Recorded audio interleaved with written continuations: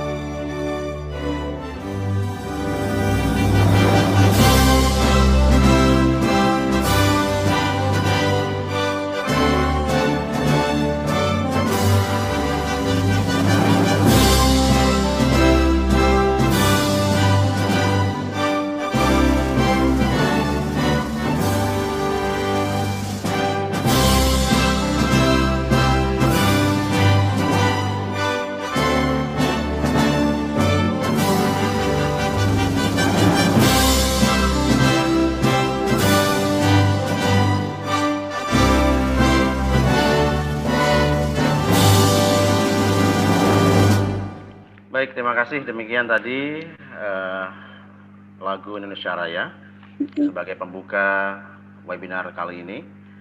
Dan selanjutnya marilah kita ikuti bersama sambutan dari Ketua Sekolah Tinggi Agama Islam Miftahul Ulum Tarate Pandian Sumeneb kepada yang terhormat Bapak Ubaidillah Khalil MPD MHI. Kami persilakan.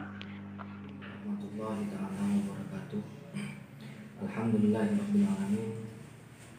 Salatu wassalamu ala asyrofil anbiya'i wal mursalin Sayyidina Muhammadin wa ala alihi wa sahbihi ajma'in amma ba'du.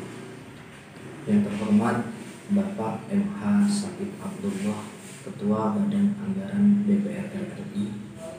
Yang terhormat Bapak Bambang Mukti Riyadi, Kepala Regional 4 OJK Jawa Timur. Yang terhormat Pengasuh Pondok Pesantren Agus Muni Ayahanda Dr. Andes Ki Haji Abdullah Khalil M.Hum. Yang kami hormati dan kami banggakan para peserta seminar yang berkenan hadir di Zoom meeting dan live streaming YouTube ini.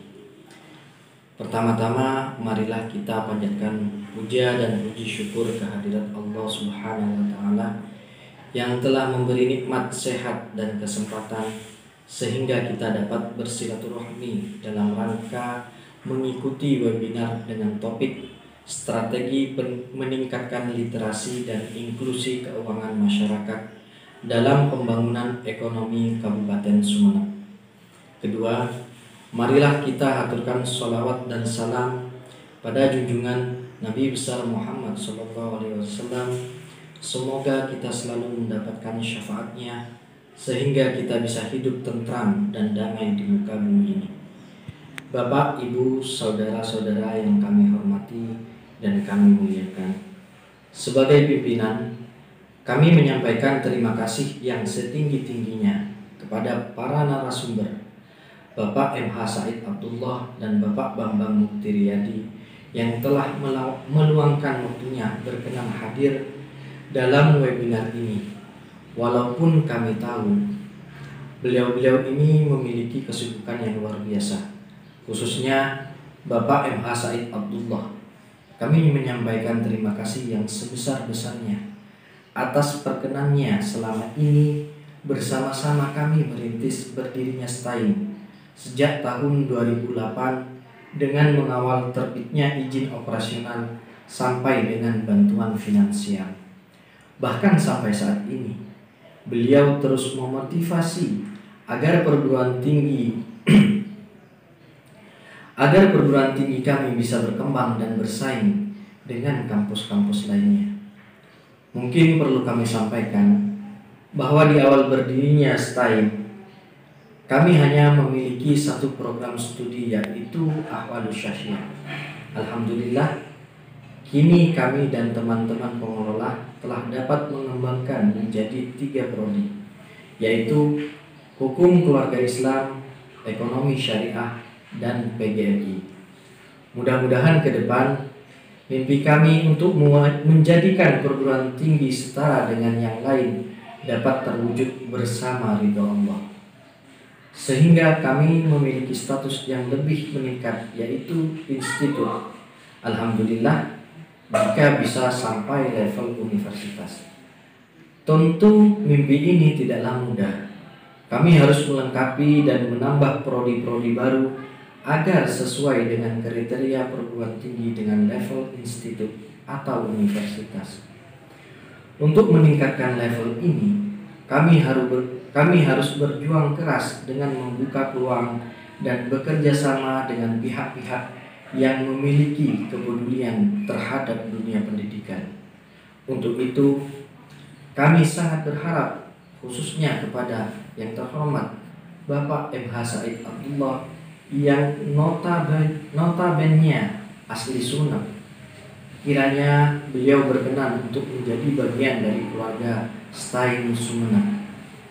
Juga tidak lupa kami sampaikan terima kasih sebesar-besarnya kepada Kepala Regional 4 Otoritas Jasa Keuangan Jawa Timur yang telah membuka peluang untuk bekerja sama dengan kami Sekolah Tinggi Agama Islam Miftahul Ulum Tarate Pandian Sumeneb.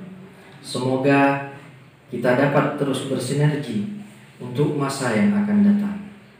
Bapak Ibu yang kami hormati, kali ini sengaja kami rancang webinar dengan tema Strategi Meningkatkan Literasi dan Inklusi Keuangan Masyarakat dalam Pembangunan Ekonomi Kabupaten Sumeneb. Bahwa saat ini secara global kita berada di era penuh dengan ketidakpastian, rumit, kompleks, serba tidak jelas, dan arus informasi yang begitu dahsyat yang diterima. Untuk itu, literasi keuangan sangat dibutuhkan sebagai informasi pengetahuan, keterampilan, dan keyakinan yang dapat mempengaruhi sikap dan perilaku untuk meningkatkan pengambilan keputusan dan pengelolaan keuangan. Dengan literasi keuangan, kita lebih tahu produk-produk keuangan, lebih yakin menentukan pilihan produk keuangan, meminimalisir penipuan bagi yang menawarkan hal-hal yang menggiurkan atau yang menarik. Menurut survei OJK, tingkat literasi keuangan di Indonesia masih relatif rendah, sekitar 38% di tahun 2019. STAIM Tarate Sumeneb sangat gembira mendapat kesempatan menjadi host webinar nasional ini dengan tema Strategi Meningkatkan Literasi dan Inklusi Keuangan Masyarakat dalam Pembangunan Ekonomi Kabupaten Sumeneb. Kami berharap setelah mengikuti webinar nasional ini, para mahasiswa dan masyarakat umum khususnya Kabupaten Sumeneb bisa mendapat pengetahuan dan semakin terbuka wawasannya dengan memilih instrumen keuangan untuk menabung dan berinvestasi, sehingga dapat berpartisipasi mendukung kegiatan dalam pembangunan perekonomian yang berkualitas di Kabupaten Sumeneb. Pandemi COVID-19 sudah mengubah cara hidup dari berbagai hal.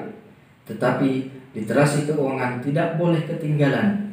Justru semakin penting belajar dari wabah ini. Literasi keuangan bagi milenial dianggap sangatlah penting karena milenial sebagai penerus bangsa dan sebagai critical economic player, tingkat literasi keuangan yang rendah baru 38% lebih rentan secara finansial, tidak mempersiapkan dana darurat, dan pentingnya waspada investasi ilegal.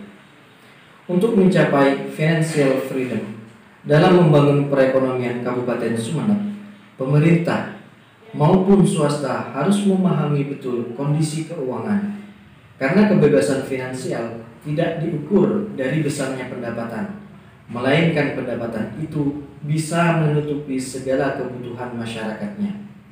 Semoga hadirnya webinar nasional ini bisa memberikan manfaat dan menambah wawasan kita semua. Demikian sepatah dua patah kata yang dapat kami sampaikan. Kami mohon maaf sebesar-besarnya atas segala khilaf dan kekurangan dalam webinar ini. Dan tak lupa kami sampaikan ucapan terima kasih kepada para peserta yang telah berpartisipasi mengikuti webinar kali ini. Semoga ada guna dan manfaatnya. Amin, amin ya rabbal alamin. Assalamualaikum warahmatullahi ta'ala wabarakatuh. Baik, demikian tadi telah kita ikuti bersama sambutan dari Ketua Sekolah 3 Agama Islam Miftahul Ulum Barat Taipan Sumeneb. Terima kasih. Dan selanjutnya kita akan masuk kepada acara webinar nasional tentang literasi keuangan dengan tema strategi meningkatkan literasi dan inklusi keuangan masyarakat dalam pembangunan ekonomi Kabupaten Sumeneb. Ada dua pemateri yang akan kita ajak untuk berdiskusi pada kesempatan kali ini. Yang pertama adalah Ketua Badan Anggaran DPR RI yang terhormat Bapak MH Said Abdullah, dan yang kedua nanti akan disampaikan oleh Bapak Bambang Muktiriyadi selaku Kepala Regional 4 Otoritas Jasa Keuangan Jawa Timur. Untuk yang pertama kami berikan kesempatan kepada yang terhormat Bapak MH Said Abdullah selaku Ketua Badan Anggaran DPR RI. Dipersilakan Pak MH Said Abdullah. Negara Eropa sekarang baik Belanda, Inggris, Jerman, Prancis, Spanyol terjadi second wave lockdown kembali. Negara yang luar biasa tingkat fasilitas kesehatannya juga dengan pandemi ini karena kesadaran masyarakatnya yang kurang akhirnya jebol juga. Namun di balik semua itu kita sadari bersama bahkan dunia mengakui kita penanganan pandemi kita jauh lebih baik daripada negara-negara maju. Amerika, Brazil, Jerman, Inggris, Spanyol, Italia, Belanda, negara kecil-kecil semua itu ya Eropa, tingkat positifnya begitu tinggi, melebihi 3 kali lipatnya dari kita, padahal penduduknya rata-rata 35-40 juta. Kita yang penduduknya 270 juta, sekarang yang positif hampir 350 ribu, namun tingkat kesembuhannya juga tinggi. Dan itu kita patut syukuri. Memaknainya sesungguhnya adalah bahwa mulai ada kesadaran dari masyarakat kita untuk selalu menjaga protokol kesehatan. Keluar rumah, bahkan di dalam rumah pun kalau perlu tetap kita pakai masker, jaga jarak, cuci tangan. 3 hal itulah sederhana betul yang kita lakukan. Kalau kesadaran itu tumbuh dari masyarakat, maka kemudian ekonomi kita pelan-pelan akan bisa pulih kembali. Bapak Ibu sekalian sungguh saya hormati, kita ini sesungguhnya ketika pandemi COVID menyerang kita sejak 2 Maret sampai saat ini, Kita itu bakar duit begitu saja hampir 1.207 triliun. Yang pertama tentu jaring pengaman sosial. Menjaga perut rakyat, 40% masyarakat terbawah. Kartu sembako itu dari 15,8 juta dinaikkan menjadi 20 juta. PKH 9,2 kita naikkan 10 juta. Listrik 450 volt ampere gratis sampai akhir Desember. Bahkan yang 900 volt ampere yang kategori masuk 40% juga dibebaskan dari pembayaran. Ada bantuan langsung tunai, ada PKH, semua itu hampir 290 triliun. Itu hanya untuk ganjel perut rakyat saja. Apakah dengan mengganjal perut rakyat kemudian demand akan tumbuh? Ternyata tidak juga. Kemudian pemerintah juga melakukan restrukturisasi lewat subsidi bunga, bahkan pokoknya pun pemerintah bantu. 123 triliun lebih untuk subsidi bunga sampai akhir Desember UMKM kita, yang jumlahnya 64,19 juta. Terakhir Presiden memerintahkan 12,5 juta itu ada bantuan sosial produktif setiap unit usaha 2,4 juta. Itu semua dilakukan supaya kalau yang di bawah kita perbaiki pelan-pelan, perutnya kita ganjel, UMKM kita perkuat, maka demand akan tumbuh. Sehingga akan muncul dari sisi supply-nya. Terbukti pada kuartal 2, kuartal 1 kita memang turun, pertumbuhan kita 2,97%. Masuk kuartal 3 karena memang pandemi, awal-awal pandemi di mana-mana terjadi PSBB, pertumbuhan kita mengalami kontraksi minus 5,34.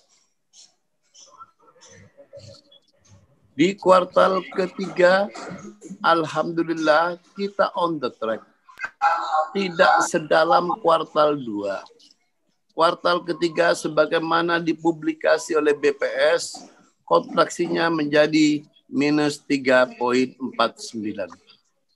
Artinya extra effort yang dilakukan pemerintah itu menghasilkan 1,89.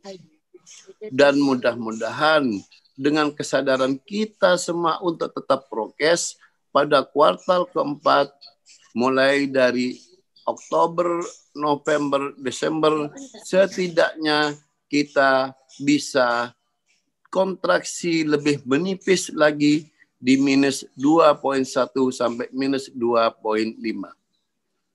Kalau penurunan ini terus terjadi, maka kita punya harapan bahwa memasuki tahun 2021 pertumbuhan ekonomi yang direncanakan di dalam APBN kita bersama pemerintah dan Badan Anggaran DPR RI, insya Allah pertumbuhan kita canangkan dalam makroekonomi tumbuh 5%, inflasi 3%, suku bunga SBN tenor 10 tahun 7,29%, harga minyak kita patok 45 ICP.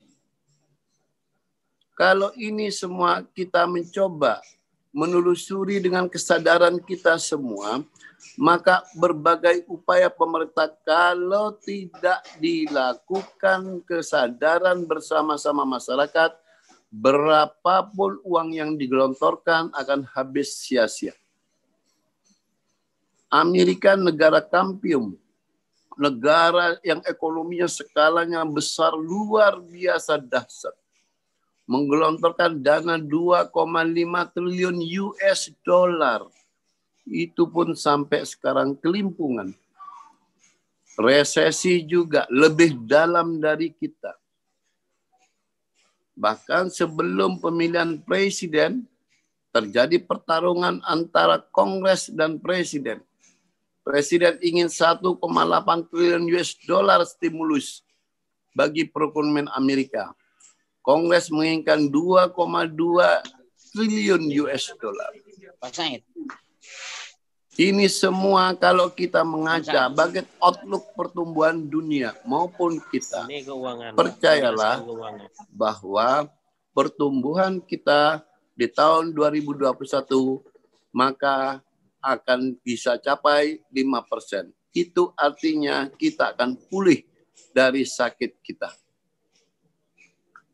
Memang dari 2014 sampai 2019 pertumbuhan kita rata-rata 5% sudah luar biasa. Sehingga PDB kita sampai 17.021 triliun rupiah. Bagaimana Pak Said kira-kira karena ini sudah menghadapi akhir tahun, kita menatap di 2021 nanti. APBN kita itu tanggal 29 September kami dengan pemerintah di dalam paripurna yang saya pimpin, saya tanda tangani bersama pemerintah belanja negara itu 2.750 triliun. Dari 2.750 triliun itu kira-kira pajak 1.200 penerimaan pajak 1.239 triliun. Cukai para perokok nyumbang 180 T. Penerimaan PNBB kurang lebih 298. Tapi kalau di satu sisi penerimaan pajak kita slowing down, terjadi shortfall pajak, turun penerimaan, belanja naik, mau tidak mau defisit kita semakin lebar. Walaupun tentu tidak selebar tahun 2020. Defisit kita dipatok pada 5,7% dari PDB, itu artinya kita tetap akan berutang sekitar 1.003 triliun. Namun tidak perlu khawatir, kadang-kadang utang ini dipelitir menjadi persoalan politik. Semua negara di dunia yang maju juga karena ngutang. Kalau hutang untuk hal produktif, pasti negara itu akan maju. Malaysia itu hutangnya sudah 57,4 dari PDB. Jepang itu 220% dari PDB. Amerika itu sudah 170% dari PDB.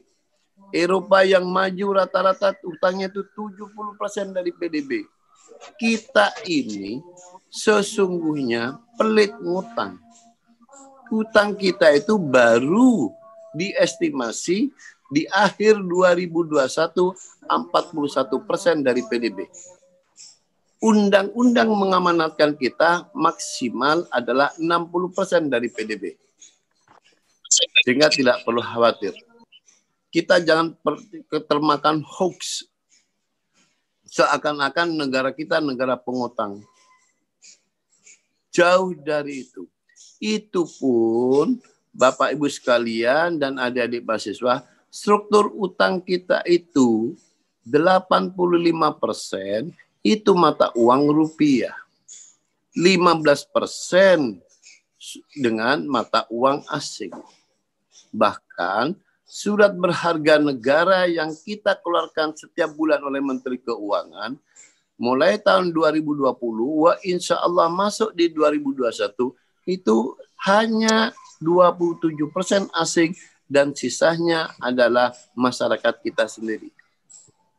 Sehingga kalau ngutang ke rakyat ya nggak ada masalah lah kira-kira. Yang penting utangnya tetap untuk hal-hal produktif dan tentu prudent.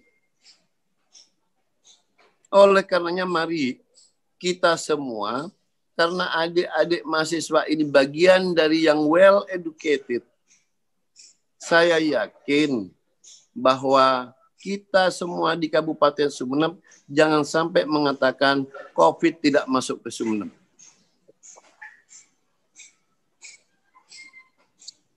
Sejak Maret kami melakukan 20.000 sembako setiap bulan. Sampai hari ini. Bahkan di bulan puasa saya tingkatkan 40.000 sembako. Setiap bulan saya lakukan pribadi. Satu sembako isinya 2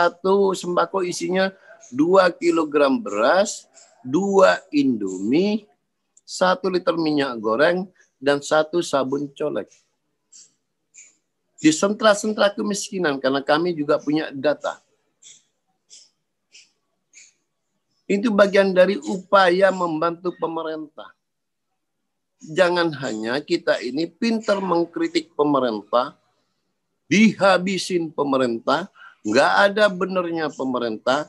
Pokok pasal 1 pemerintah salah, pasal 2 kalau pemerintah benar, kembali ke pasal 1. Salah lagi pemerintah. Padahal semua upaya pemerintahan manapun di dunia ini, siapapun pemerintahnya, pasti untuk masyarakat.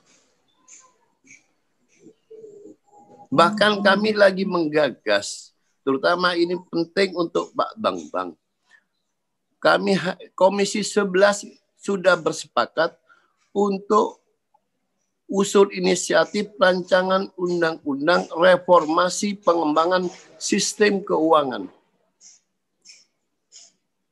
Kementerian Keuangan, BI, OJK, dan LPS. Supaya ada penguatan terhadap OJK, ada penguatan terhadap BI, baik di tingkat makroprudensial maupun di OJK mikroprudensialnya.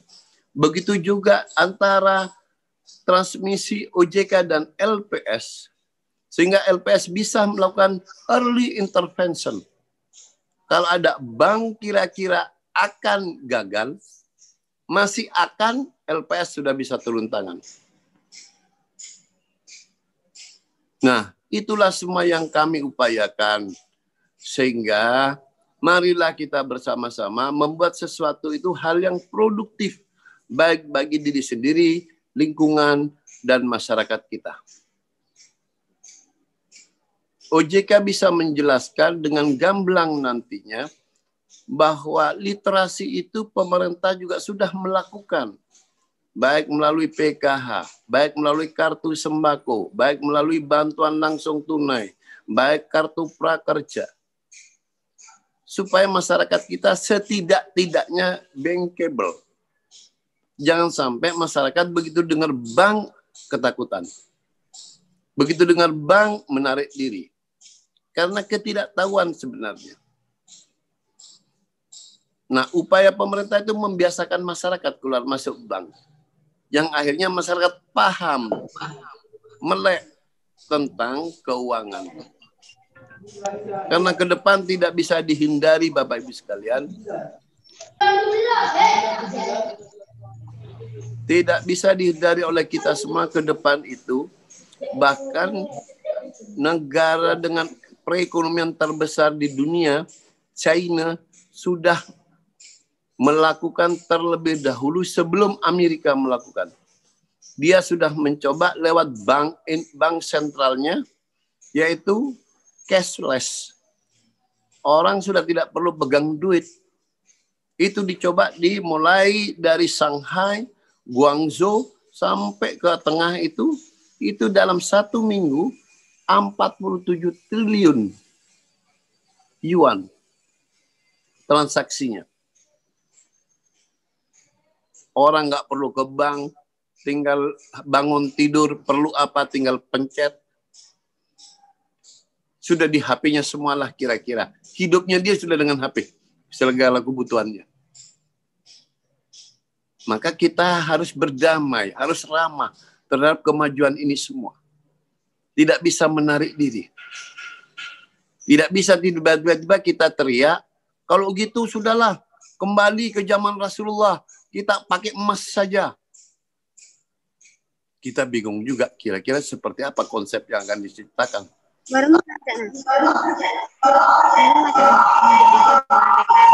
itulah Bapak Ibu sekalian bisa saya sampaikan. Itu Pak Bambang, Ketua STAIM, saya minta maaf karena saya jam 11 tadi harus mimpin. Saya akan bantu secara pribadi untuk STAIM karena ini bagian dari daging saya sendiri. Terima kasih. Lewat Pak Obed itu sudah disiapkan. Untuk STAIM saya bantu karena memang STAIM ini di paling akhir dari perjalanan selama reses di Madura dan sekarang sudah tidak reses lagi. Maka saya akan bantu 75 juta untuk STAIM. Alhamdulillah. Terima kasih Pak. Terima kasih Pak. Tepuk tangan, tepuk tangan, tepuk tangan. Udah, nggak usah tepuk tangan. Terima kasih Pak. Luar biasa. Membantu kampus kita Pak. Biasa. Terima kasih Pak Said. Pak. Mantap.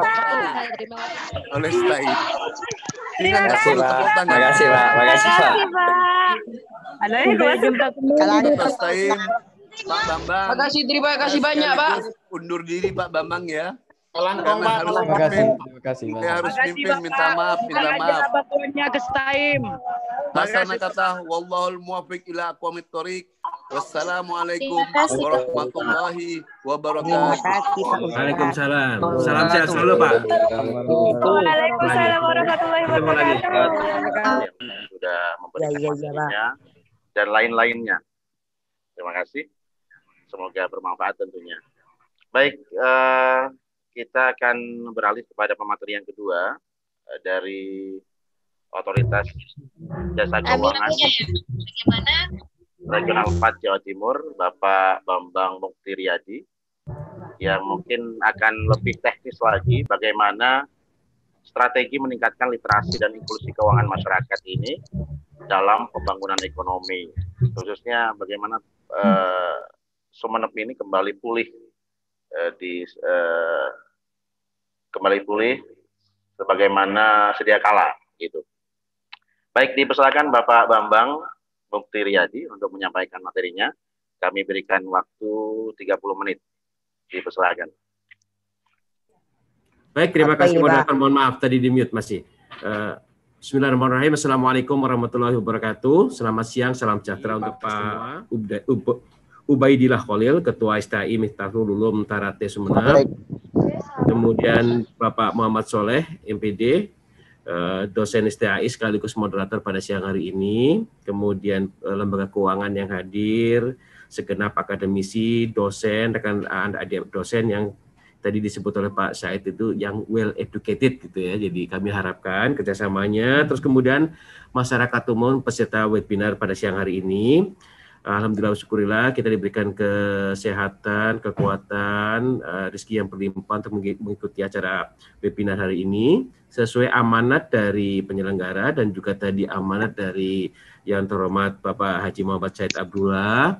Saya akan melanjutkan teknis mengenai lebih detail ya mengenai apa itu literasi dan inklusi keuangan, apa yang dilakukan OJK dan Untuk Pak Bambang, karena yang hadir yang masih bertahan Pak Bambang.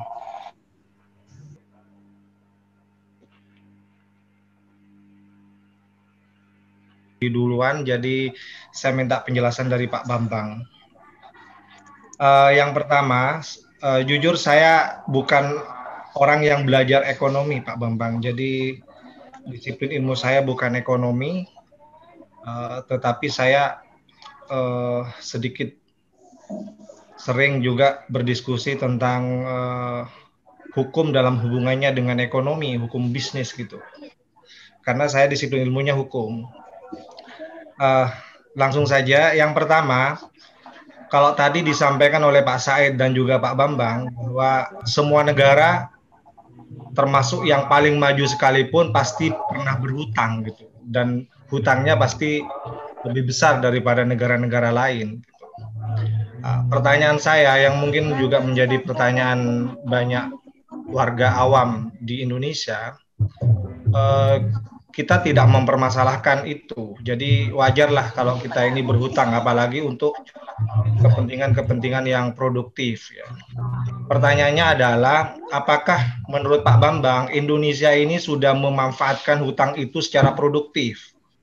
Itu yang pertama. Kemudian yang kedua, apakah Indonesia ini sebenarnya punya kemampuan untuk membayar hutang itu, Pak. Saya kok belum pernah dengar ya laporan-laporan yang terpublish gitu di kalangan masyarakat awam. Kita ini sudah mulai mencicil hutang-hutang itu, maksudnya membayar hutang-hutang itu. Yang sering disampaikan oleh banyak orang itu kita hutang terus gitu, kapan bayarnya gitu kan. Nah itu orang-orang awam itu tanya gitu Pak, itu harus diberi penjelasan berimbang. Dikiranya kita ini cuma suka berhutang tapi nggak suka membayar gitu. Nah itu Pak. Yang terakhir Pak, saya berharap kalau bicara inklusi keuangan ini kita bisa memperluas akses pembiayaan hingga masyarakat kecil sampai ke desa-desa itu. Nah sekarang ini kan eranya digital. Sementara infrastruktur digital kita untuk orang-orang yang tidak mengenal IT itu nggak ada gitu Pak. Jadi problemnya di sini orang-orang awam di desa itu yang tidak paham IT tidak bisa memanfaatkan infrastruktur digital yang disiapkan pemerintah. Bagaimana kita bisa menjangkau secara luas akses pembiayaan? Ya. Kalau kita ingin meningkatkan inklusi keuangan untuk masyarakat awam, strateginya bagaimana itu Pak? Terima kasih. Itu saja mungkin Pak Soleh. Terima kasih. Assalamualaikum warahmatullahi wabarakatuh. Waalaikumsalam warahmatullahi wabarakatuh. Terima kasih. Langsung ditanggapi atau kita tampung pertanyaan yang lain Pak Bambang? Mungkin langsung ditanggapi aja ya, mungkin tadi beda ya. Iya. Silakan. Baik, Dr. Muhammad Zainuddin ya.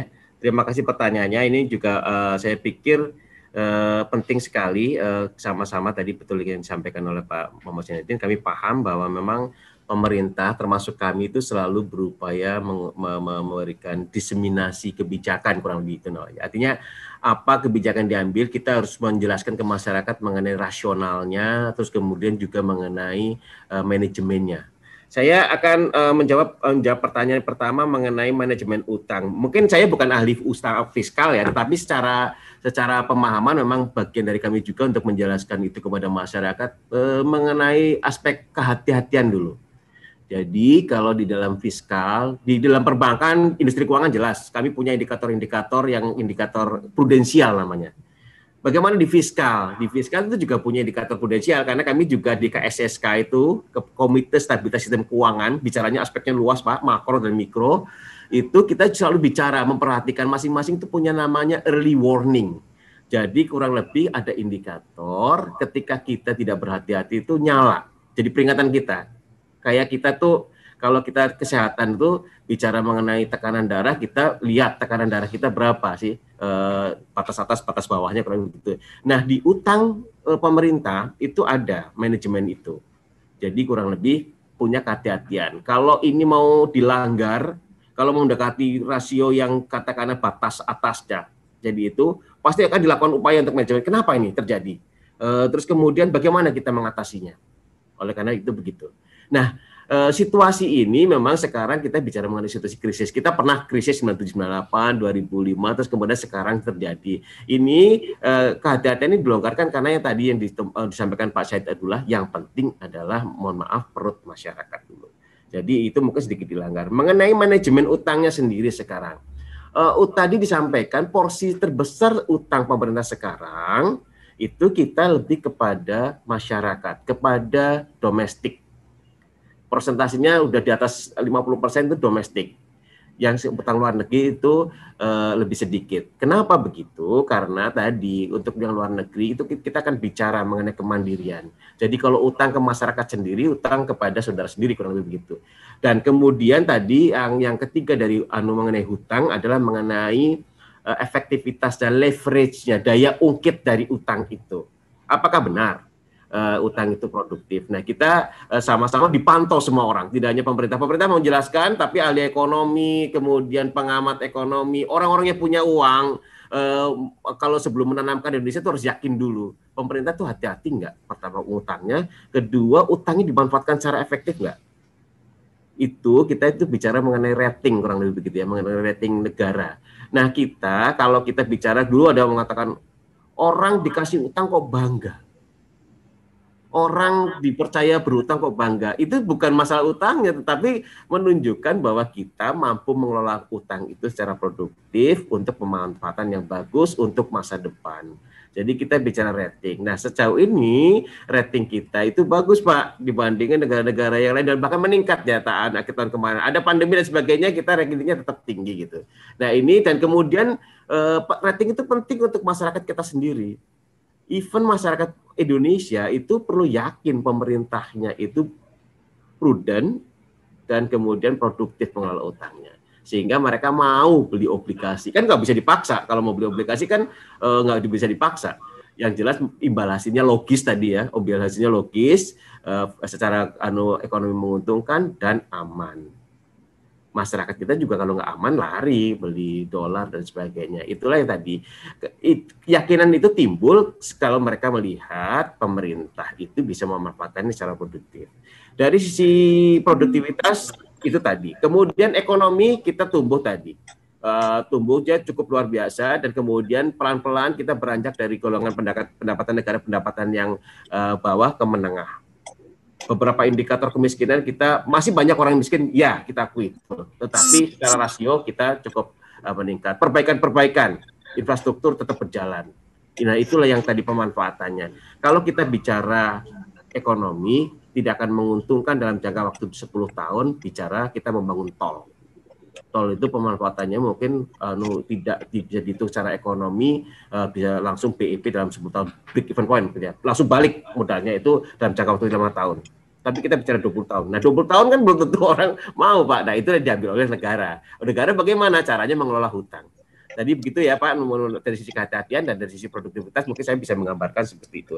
Yang pertanyaan kedua mengenai, ini juga mungkin banyak pertanyaan yang bertanya mengenai masyarakat yang awam. Saya sepakat Pak, kalau pemanfaatan banyak masyarakat kita.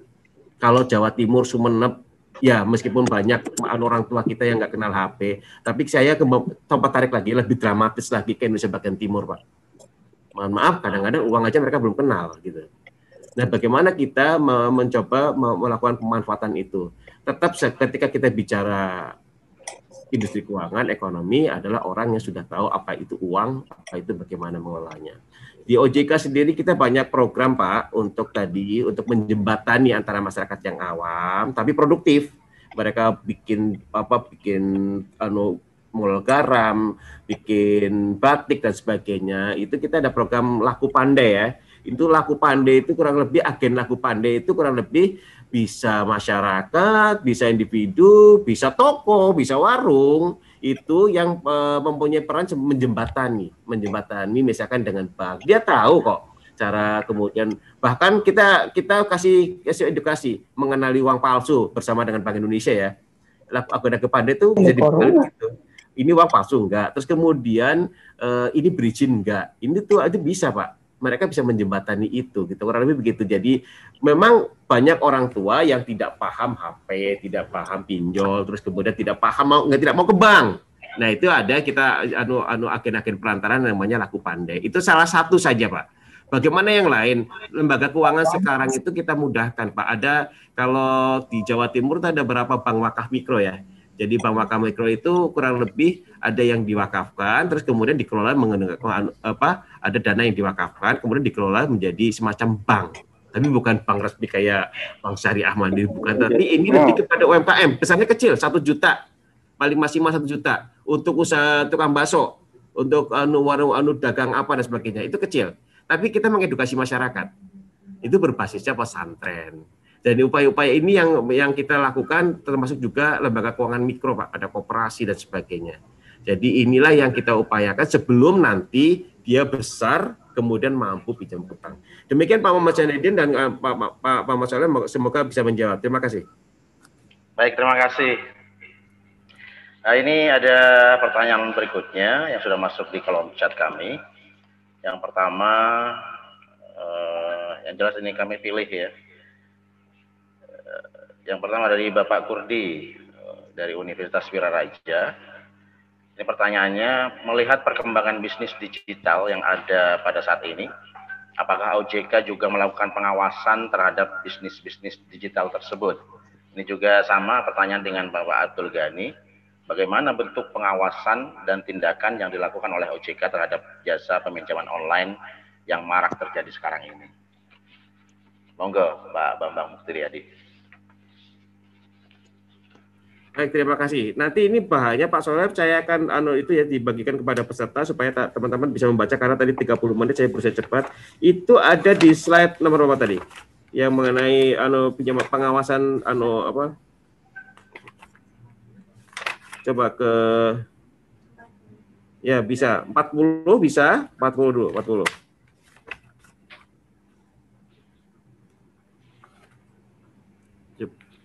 Coba dikecilkan. Nah ini kita OJK itu pertama ini fintech itu tidak bisa dihindarkan. Kurang lebih saya akan cerita ya rasionalnya. Pilihannya apakah dibiarkan tidak berizin atau berizin. Bisa saja Pak, saya cerita Pak. Yang tadi SMS ke Pak Soleh, yang SMS ke saya, yang SMS teman-teman itu kadang-kadang bukannya berizin Pak. Mereka itu seperti jamur di musim hujan. Karena teknologi itu berkembang Pak. Sekali lagi. Teknologi itu berkembang demikian cepat, bahkan untuk beberapa filosofinya itu mereka nggak mau Pak difasilitasi. Difasilitasi oleh negara itu nggak mau. Bapak pernah dengar yang namanya digital currency ya? Mereka itu tidak mau melawan uang yang diciptakan oleh bank sentral yang ditempel negara begitu. Nah, saya kembali kepada bisnis keuangan yang menggunakan teknologi yang secara online. Ini pertama sangat cepat. Pertumbuhannya sangat tinggi, kemudian didominasi milenial. Nah, makanya saya ngajak teman-teman mahasiswa ini. Ini karena ya jadi sasaran mereka. Dan yang jadi pelaku juga mereka, pelaku bukannya negatif ya, tapi positif ya. Mereka lah motornya. Kami di OJK itu mengawasi, tapi pengawasannya adalah market conduct, lebih kepada mengikuti dinamika industri dan kemudian code of conduct. Code of conduct itu aturan mainnya, tapi tidak seketat bank, Pak. Karena jujur saja kalau bank itu perlu ada modal, kemudian kita seleksi semuanya baru izin ke OJK. Itu namanya prudensial pendekatannya. Tapi kalau yang fintech ini, kalau nggak dikasih izin pun mereka tetap gentayangan. Sekarang jujur saja Pak, kalau yang berizin itu, yang mau masuk OJK itu 100 berapa? 124-an ya.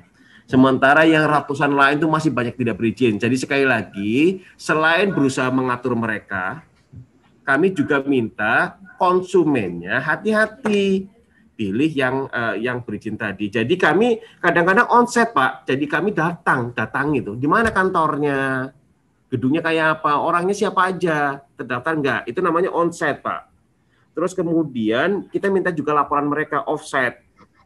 Terus kita pantau juga banyak nggak sih masyarakatnya mengeluh gitu. Makanya kami ciptakan selain mengawasi industrinya, kita awasin. Meskipun dengan cara tadi ya bersifat market conduct. Kita juga dengerin masyarakatnya. Ada nggak yang dirugikan oleh yang pinjaman online ini? Kalau ada dirugikan, kita bisa melakukan tindakan lebih bahkan menutup. Jadi itu kurang lebih gambarannya, Pak. Jadi ya, sekali lagi perkembangan teknologi itu bawa manfaat, tapi juga ada resikonya. Resikonya ke depan itu jangan hanya mengandalkan dari sisi perizinan OJK, karena ternyata banyak tidak berizin. Masyarakat juga harus well literate. Sekali lagi harus well literate, terutama teman-teman mahasiswa. Demikian Pak, mungkin untuk jawaban kami sekali lagi banyak banyak manfaat, tapi juga perlu diantisipasi mudaratnya. Terima kasih. Baik, boleh kami tambah pertanyaan, Bapak Lanjut, Bambang? Ya, banyak sekali pertanyaan. Berikutnya, ini menarik sekali dengan fenomena yang terjadi di Sumeneb, masyarakat Sumeneb ya. Dari Bapak Amrullah IAIN Madura, pertanyaannya bagaimana perekonomian di Kabupaten Sumeneb terhadap banyaknya masyarakat Sumeneb yang merantau, semisal ke luar negeri dan Jakarta, Kalimantan, Bali bahkan. Apakah ada program lapangan pekerjaan sehingga tidak banyak lagi yang merantau? Atau ini memang fenomena yang positif? Pak Bambang. Baik, terima kasih. Kalau ini saya jujur aja memang pertama, bagi saya pribadi, keberanian untuk merantau dan mencari rezeki di luar negeri seperti saya sekarang di Surabaya ya. Intinya ini harus kita hargai. Ini pahlawan ekonomi, Bapak Ibu sekalian. Kita tidak memungkiri kadang-kadang Allah memberikan karunia, tiap daerah kan beda ya. Tiap daerah yang ya. Nah, kemudian ada inisiatif masyarakatnya untuk mencari yang lebih untuk kesejahteraan keluarganya dan sebagainya. Saya kira saya ingin memandang secara positif. Saya akan menghargai itu. Upaya menciptakan lapangan kerja, saya pikir tidak henti-hentinya dilakukan pemerintah tadi ya Pak. Dengan segala keterbatasan pemerintah daerah, kabupaten, provinsi maupun negara, kita turun tangan menciptakan ini. Tapi dalam situasi sekarang, saya pikir pergerakan ya, sudah ada jembatan di Madura. Orang sekarang sudah online, kemana-mana lebih gampang. Di dunia kecenderungannya tuh borderless, tidak ada batas Pak. Jadi pergerakan itu saya sekali lagi ingin menghargai secara positif. Saya pikir gampang kok sekarang kita mau beli tiket pesawat, tiket bis, tiket itu nggak seperti dulu. Jadi upaya menciptakan kegiatan ekonomi di tempat masing-masing pasti berjalan. Tetapi pergerakan pergerakan sumber daya terutama manusianya ya antar daerah, saya pikir juga harus kita maklumi. Semakin gampang, semakin cepat pada perkembangan dunia zaman ini maupun ke depan.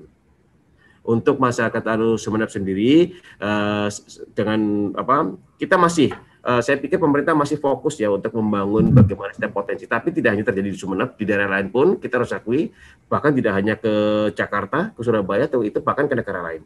Nah itu malah jadi pahlawan ekonomi Pak. Orang bicara mengenai devisa, mereka itu real Pak, mengirimkan uang dari negara lain ke kita, itu membantu ekonomi dan itu luar biasa. Filipina itu tercatat dengan baik Pak. Kita kemarin memang belum tercatat dengan baik, jadi oleh karena itu sekarang informasi mengenai pengiriman uang dari luar negeri, capital info atau itu kita catat dengan baik kok Pak, dan itu menjadi salah satu penolong kestabilan ekonomi di dalam negeri. Sekali lagi begitu Pak saya cara melihatnya, dan kemudian kita sama-sama di Jawa Timur gencar Pak melakukan pembangunan pemerataan setiap daerah. Dengan demikian berharap bahwa yang keluar dari daerah adalah para putra-putra daerah yang terpilih seperti Nuwun Sewu Pak Haji Muhammad Syahid Abdullah tadi. Beliau itu kapasitasnya bukan hanya di Sumeneb Pak, tapi udah nasional. Terlalu begitu. Yeah. Jadi kita berharap nanti yang keluar dari Sumeneb adalah putra-putra terbaik bangsa dan negara. Demikian, terima kasih Pak. Baik, terima kasih. Masih ada beberapa pertanyaan, boleh Pak Bambang? Pak, soalnya jadi saya santai saja, ya nanti kita selanjut ya ada agak terbuka. Tapi kalaupun tidak terjawab, kirimkan secara tertulis saja. Nanti kami akan kirim melalui Pak Muhammad Soleh. Jadi sekali lagi terima kasih atas apresiasinya. Monggo. Ya, mungkin satu lagi ya Pak Bambang. Ini dari Bapak Norman dari MA Nasyatul Muta'alimin. Pertanyaannya adalah, bagaimana cara pemerintah menyikapi anggaran yang tidak terpakai pada tahun anggaran seperti anggaran kesehatan dalam rangka mengantisipasi adanya pandemi, anggaran paket kuota belajar yang saat ini penggunaannya tidak efektif, dan anggaran-anggaran yang lainnya juga. Khususnya di Sumeneb terjadi seperti itu katanya, kata Pak Norman. Nah, kalau kemudian anggaran yang tidak terpakai akan kembali ke kas negara atau daerah, ini akan digunakan untuk apa? Dan mohon penjelasannya, Pak Bambang, monggo. Baik, terima kasih Pak. Tadi saya nanya siapa ini, pertanyaan berat sebetulnya bukan ininya OJK ya, bukan wilayahnya OJK, tapi saya belajar juga ya. Jadi saya punya kolega juga, karena saya sering diajak diskusi oleh pemerintah provinsi, pemerintah daerah. Tapi intinya secara pemahaman kami sudah pernah mendengar juga. Yang pertama, anggaran tidak mungkin tidak dimanfaatkan. Jadi kalau mekanisme yang rutin, saya juga belajar fiskal juga, itu namanya SILPA, sisa lebih penggunaan anggaran. Itu biasanya digunakan ketika pada awal tahun kan masih belum ada dropping ya Pak. Kalau kita di daerah itu belum ada pembagian TAU, dana alokasi umum, dana alokasi khusus, itu biasanya menggunakan SILPA. Masa pandemi begini Pak, ya tadi disampaikan, sekarang itu defisit pemerintah biasanya 2%, maksimal 2,5% Pak. dari PDB.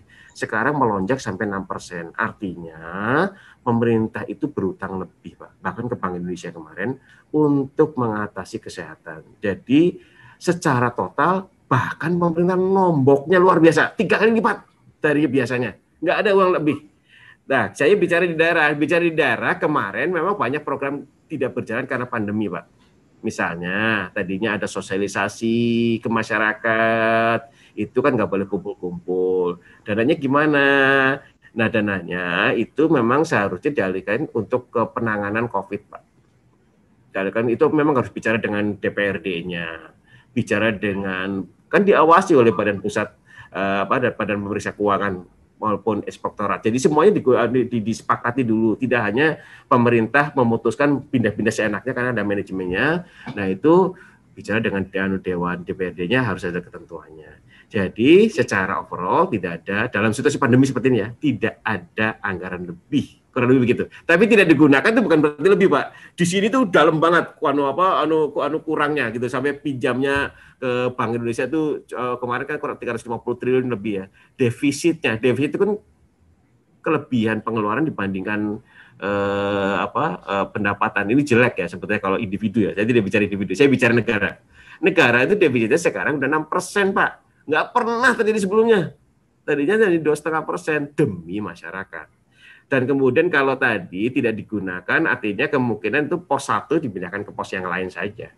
Terus kemudian mekanismenya gimana? Nggak mungkin itu dikembalikan ke kas daerah dalam bentuk yang tidak tercatat, tapi ada sisa lebih penggunaan anggaran, pasti digunakan untuk tahun depan. Biasanya di bulan Januari, Februari, Maret yang belum ada dropping. Demikian pemahaman saya, Pak. Mungkin bukan, sekali lagi, ini bukan area saya, tapi saya cuma menceritakan pemahaman saya, pengenalan saya terhadap pertanyaan tadi. Terima kasih, Pak. Baik, terima kasih. Mungkin cukup saja dari beberapa pertanyaan yang sudah diajukan oleh para peserta webinar. Terakhir Pak Bambang, mohon closing statement-nya berkaitan dengan bagaimana masyarakat berinvestasi, kemudian ikut bersama-sama melakukan edukasi terhadap masyarakat bagaimana melek keuangan. Mohon closing statement-nya, saran-saran sehatnya seperti itu, monggo. Baik, terima kasih Pak Saudara. Pertama saya ingin menyampaikan, kami sering diajak Bu Gubernur dengan para pemimpin daerah, Bupati, Wali Kota. Pertama kami harapkan teman-teman mahasiswa, semua sivitas akademika dan peserta webinar, termasuk yang memelopori penerapan protokol kesehatan. Kunci kita untuk bisa recover ekonominya adalah kesehatan tertangani dengan baik. Hindari kerumunan tidak perlu, protokol kesehatan terapkan dengan baik. Terus kemudian di masa situasi sulit sekarang ini, kadang-kadang itu banyak tawaran yang tidak logis. Karena di bank itu nuwun sewu, kreditnya kan nggak jalan ya. Kalau kegiatan ekonomi nggak berjalan, semua orang naruh duitnya di bank, akibatnya pendapatan bunganya turun. Kalau ada yang menawarkan investasi yang di atas bunga bank, nyun sewu, kalau tanya, ada nabung, depositonya berapa? Tanya ke bank, depositonya berapa Pak? 5%. Ini ada orang nawarin 5%, itu kan setahun kalau di bank. Ini nawarin 5% per bulan, jelas gak logis. Melanggar prinsip 2L tadi, legal dan logis. Itu nggak logis. Tanya dulu, siapa dia, kalau koperasi apa, lembaganya mana, diawasin OJK, enggak. Yang jelas kalau nggak logis, benar kata Pak Soleh, meskipun legal pun kalau nggak logis itu kemungkinan itu palsu. Ada orang yang memanfaatkan nama banknya atau nama koperasinya atau nama itunya. Itu hati-hati dalam menanamkan dananya. Jadi jangan tergoda sesuatu yang tidak logis. Jangan sampai terprosok. Yang kemudian ketika meminjam dalam situasi pandemi ini, tetaplah meskipun kita dalam situasi sulit, kalau meminjam pastikan itu produktif. Misalnya kalau misalkan dalam situasi seperti ini kita bisa dagang online, makanan online, kan semua orang sekarang malas ke warung, malas kayak itu ya. Mungkin kalau kita makanan kita enak bisa dijual secara online, dijual melalui WA group mahasiswa, WA group RT, melalui WA group kelurahan, siapa tahu bisa. Nah, kalau yakin bahwa kita butuh modal dan produktif bisa menghasilkan, baru pinjam. Kalau mau pinjam, pastikan dulu syarat-syaratnya. berapa bunga cicilannya, mampu nggak kita nyicil.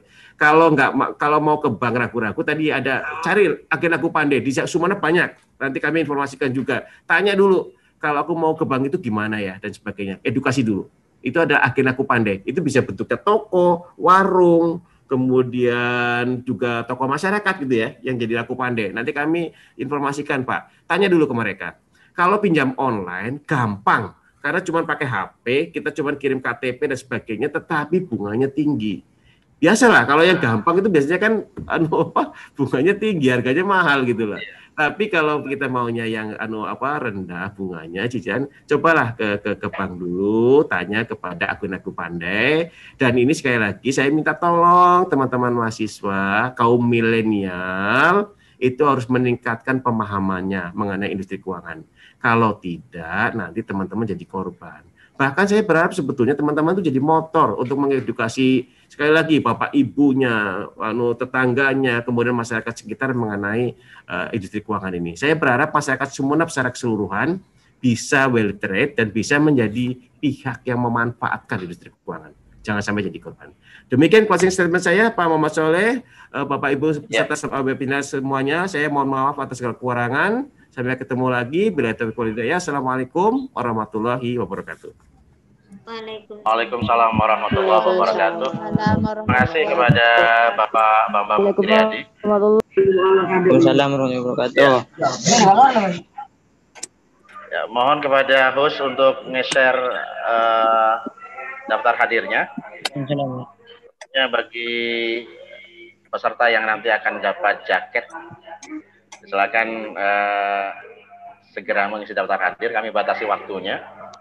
Nanti 300 peserta teratas akan kami berikan jaket keren ya dari kami yang ada label OJK dan Sekolah Tinggi Agama Islam Miftahul Ulum Karate Pandian Sumeneb.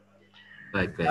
Sebelumnya kami mohon maaf sebesar-besarnya kepada pihak OJK karena keterlambatan, ada kendala teknis kami. Mohon ini bisa dimaklumi dan semoga kerjasama kita terus berlanjut, Pak Bambang. Ya, dan mari kita bersama-sama mengedukasi masyarakat bagaimana melek terhadap keuangan dan mengajak teman-teman di sekitar kita bagaimana berhati-hati juga dalam berinvestasi. Untuk para peserta yang ada di luar Madura, di daerah Sumatera, Jawa, Kalimantan, Maluku, Sulawesi, dan Papua yang juga masuk dalam webinar ini, juga kami sampaikan terima kasih. Mohon maaf apabila pertanyaan-pertanyaan yang diajukan tidak semuanya kami sampaikan karena keterbatasan waktu. Terima kasih atas kebersamaannya. Wallahul muwaffiq ila aqwamit thoriq. Wassalamualaikum warahmatullahi wabarakatuh. Waalaikumsalam warahmatullahi wabarakatuh. Waalaikumsalam.